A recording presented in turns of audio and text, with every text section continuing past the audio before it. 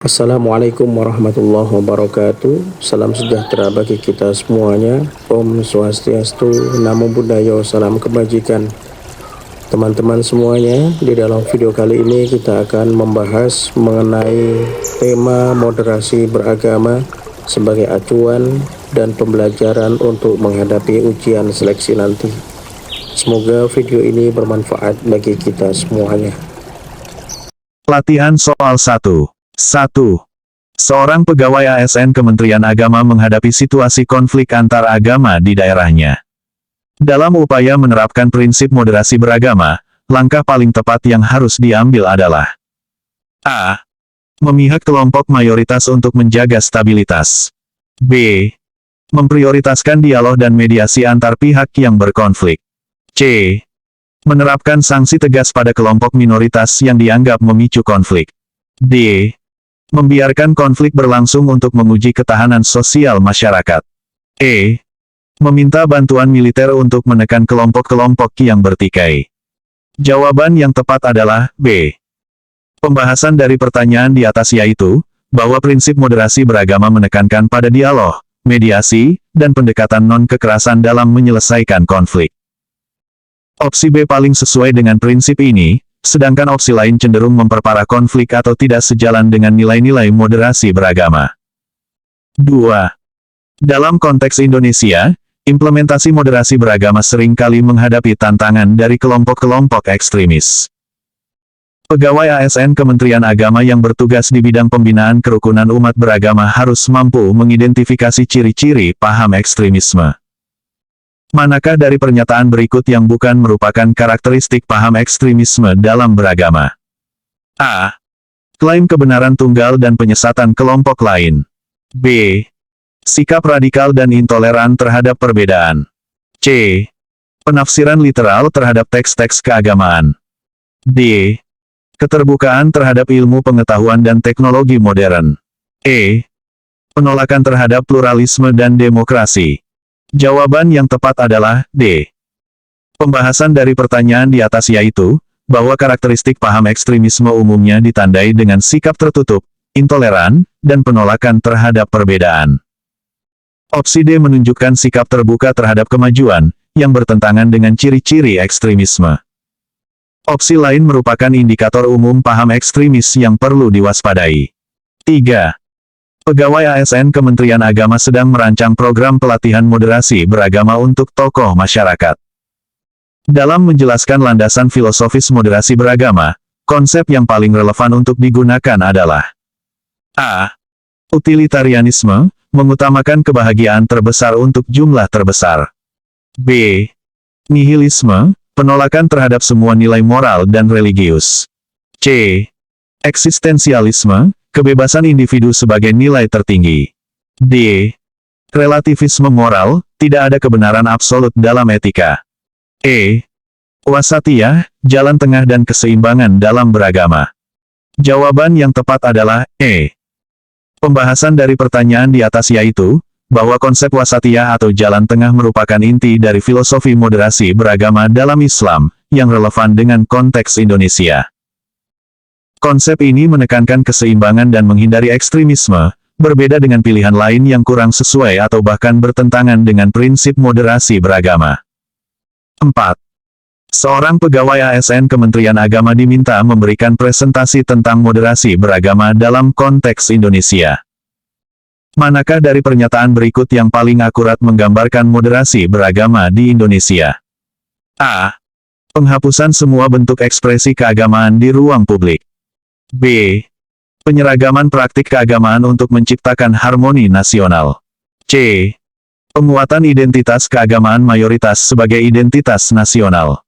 D. Penerapan nilai-nilai universal agama dalam bingkai Pancasila. E. Sekularisasi total untuk memisahkan agama dari urusan negara. Jawaban yang tepat adalah D.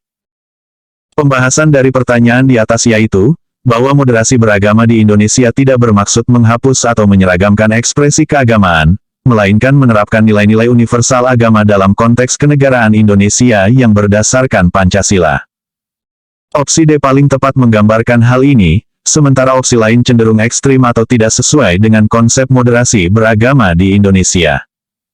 5. Dalam upaya mensosialisasikan moderasi beragama, pegawai ASN Kementerian Agama perlu memahami tantangan kontemporer. Fenomena berikut yang paling signifikan menantang implementasi moderasi beragama di era digital adalah: A. Meningkatnya literasi digital di kalangan masyarakat. B. Berkembangnya platform media sosial sebagai ruang diskusi publik. C. Penyebaran hoaks dan ujaran kebencian berbasis agama secara masif. D. Munculnya komunitas virtual lintas agama dan budaya. E. Digitalisasi layanan keagamaan oleh lembaga-lembaga resmi. Jawaban yang tepat adalah C. Pembahasan dari pertanyaan di atas yaitu, bahwa penyebaran hoaks dan ujaran kebencian berbasis agama secara masif di media sosial merupakan tantangan serius bagi moderasi beragama di era digital. Fenomena ini dapat memicu konflik dan radikalisme, berbeda dengan opsi lain yang cenderung netral atau bahkan berpotensi positif jika dikelola dengan baik. 6. Pegawai ASN Kementerian Agama sedang menganalisis kebijakan publik terkait moderasi beragama. Manakah dari kebijakan berikut yang paling mencerminkan prinsip moderasi beragama dalam konteks Indonesia? A. Mewajibkan pengajaran satu agama tertentu di semua sekolah negeri. B. Melarang pemakaian simbol-simbol keagamaan di instansi pemerintah. C. Memberikan hak istimewa pada kelompok agama mayoritas dalam urusan publik. D. Menjamin kebebasan beragama dan berkeyakinan sesuai konstitusi. E. Menghapuskan mata pelajaran agama dari kurikulum nasional. Jawaban yang tepat adalah D. Pembahasan dari pertanyaan di atas yaitu, bahwa prinsip moderasi beragama menekankan pada jaminan kebebasan beragama sesuai konstitusi, tanpa diskriminasi atau privileges khusus. Opsi D paling mencerminkan hal ini, sementara opsi lain cenderung diskriminatif atau bertentangan dengan semangat moderasi beragama di Indonesia. 7. Dalam konteks penerapan moderasi beragama, pegawai ASN Kementerian Agama harus memahami hubungan antara agama dan budaya. Perspektif yang paling sesuai dengan prinsip moderasi beragama dalam memandang relasi agama budaya di Indonesia adalah: A. Agama harus menggantikan semua praktik budaya lokal yang dianggap tidak sesuai. B. Budaya lokal harus dihapuskan untuk menciptakan keseragaman praktik keagamaan. C. Agama dan budaya adalah dua entitas yang harus dipisahkan secara tegas. D. Agama dan budaya dapat berdialog dan berakulturasi secara harmonis. E. Budaya lokal harus diutamakan di atas ajaran agama untuk menjaga keunikan daerah. Jawaban yang tepat adalah D. Pembahasan dari pertanyaan di atas yaitu, bahwa moderasi beragama memandang bahwa agama dan budaya dapat berdialog dan berakulturasi secara harmonis. Perspektif ini menghargai keberagaman sekaligus menjaga esensi ajaran agama, berbeda dengan opsi lain yang cenderung ekstrim atau menciptakan dikotomi yang tidak perlu antara agama dan budaya. 8. Seorang pegawai ASN Kementerian Agama diminta mengevaluasi efektivitas program moderasi beragama. Indikator yang paling tepat untuk mengukur keberhasilan implementasi moderasi beragama di suatu daerah adalah: A. Jumlah rumah ibadah yang dibangun dalam setahun. B.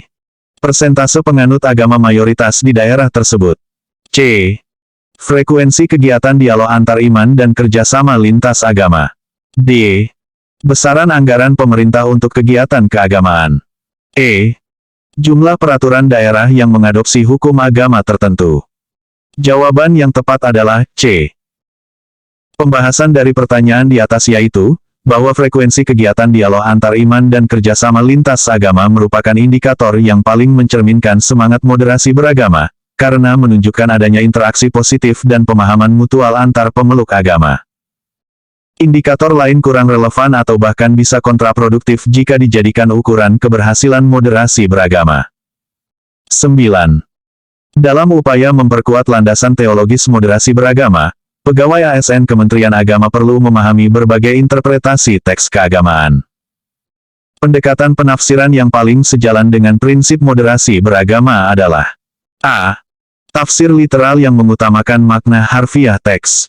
B. Tafsir kontekstual yang mempertimbangkan aspek sosio-historis. C. Tafsir esoteris yang hanya dapat dipahami oleh kelompok tertentu. D. Tafsir yang mengutamakan pendapat ulama klasik tanpa reinterpretasi. E.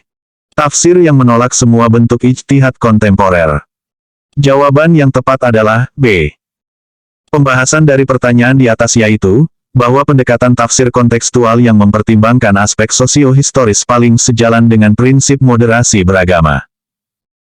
Pendekatan ini memungkinkan pemahaman yang lebih komprehensif dan relevan dengan konteks kekinian, berbeda dengan pendekatan lain yang cenderung kaku, eksklusif, atau menolak pembaruan pemikiran. 10.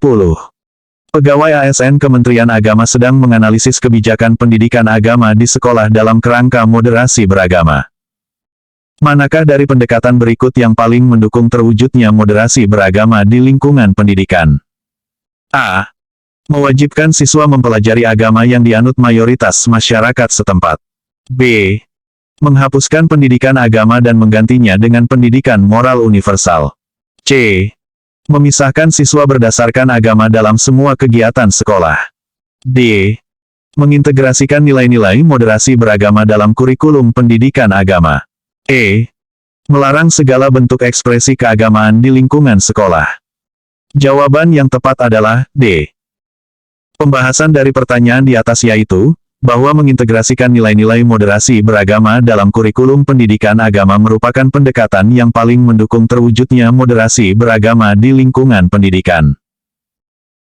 Pendekatan ini memungkinkan siswa memahami agamanya sekaligus menghargai keberagaman, berbeda dengan opsi lain yang cenderung diskriminatif, ekstrim, atau mengabaikan pentingnya pendidikan agama.